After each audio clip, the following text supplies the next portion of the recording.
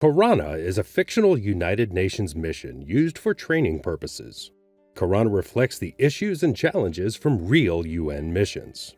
This allows you to immerse yourself in realistic scenarios during training and think critically about issues while solving problems that are relevant to most missions.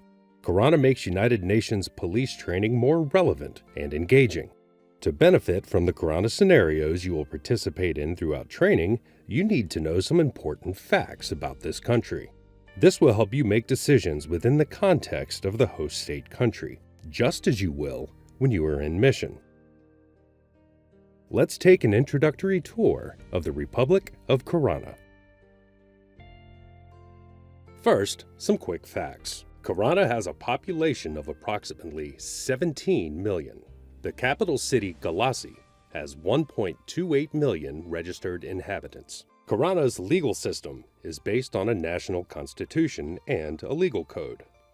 For the indigenous population, customary law based on unwritten traditional practices is also observed. French is the official language, although citizens speak more than 20 original languages and tribal dialects. The major religious groups include Roman Catholic, Protestant Lutherans or Baptists, and Muslims. Carana's religious practices incorporate some indigenous influences. 40% of the adult population and 20% of youth can read and write.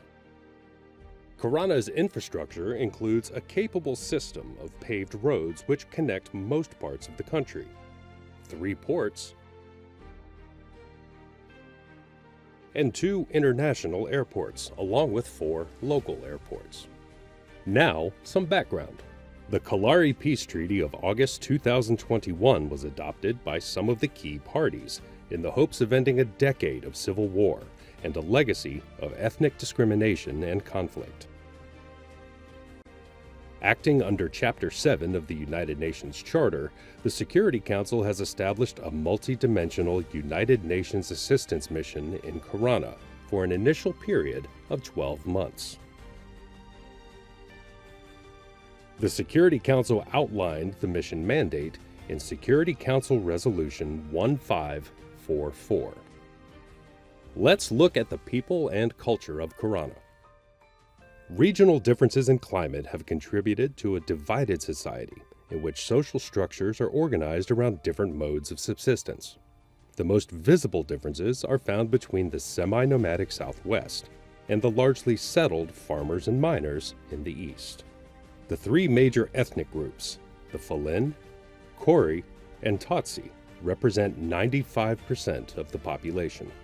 Carana is divided into 8 provinces: Tereni, Koloni, Mabek, Hano, Barin, Falari, Gathar, and Lepko, and the special capital zone of Galassi. Carana's economic system. Carana is rich in natural resources. The mining of coal, diamonds, and copper is an important contributor to the GDP. Hano district has several coal mines located in Akabar and Moroni. Many private businesses engage in the illegal exploitation and export of natural resources. Armed groups and rogue security force elements are heavily involved. In principle, the Ministry of Information controls all media. Most people are very active on social media, which they can access through mobile phones. Social media is used as a tool for awareness raising and democratic mobilization, but also to spread hate speech and incite ethnic violence. The judiciary sector has lacked institutional capacity and resources for years, and has suffered from limited territorial coverage, as well as widespread corruption. Core administrative tools are missing. Court decisions take extremely long. This has led to overcrowding of prisons, from which convicts regularly manage to escape. Salaries of judicial staff are often not paid for months. This leads to absenteeism and corruption. Legislation remains outdated and often discriminatory against women, ethnic minorities, and other vulnerable groups. In recent years, Carana's national police and gendarmerie have suffered a critical shortage of qualified personnel, low morale due to unpaid salaries, and a lack of logistical and financial resources and training. Police corruption is a severe problem. Police stations have little to no equipment. Within government-controlled areas, a national police presence is visible, but is not able to deal effectively with the high level of crime.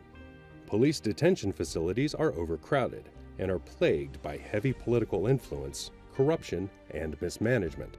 Police presence in Carana is very low, roughly 1 officer for every 1,400 citizens. Only 5% of police officers are female, and they are largely in administrative roles. Most police are ethnic Falin, including in areas populated mainly by minorities. Border policing, immigration, customs, port authority, and other related internal security sectors have ceased to function. In recent months, evidence of organized criminal activities, especially drug and human trafficking, have increased. Crime rates are high, particularly in population centers, and there are numerous reports of human rights abuses and looting perpetrated by law enforcement agencies. Only small numbers of officers report human rights abuses. This inefficiency and erosion of professional standards has led to a widespread loss of credibility and trust. Many people in Carana fled their homelands as a result of the fighting, but most remained in the country. The majority of internally displaced persons, or IDPs, currently live in the camps around Galassi. Health, sanitation, and hygiene conditions in these areas are dangerously inadequate. This situation has provided a breeding ground for extremist discontent. The situation in the IDP camps is poor and has significantly deteriorated during the last months. Landmines used by both sides during the conflict are prevalent throughout the country. The precise location of mines and explosive devices is mostly unknown. News of the possible arrival of a UN mission has raised the hopes of the nearly 900,000 refugees and IDPs to return home.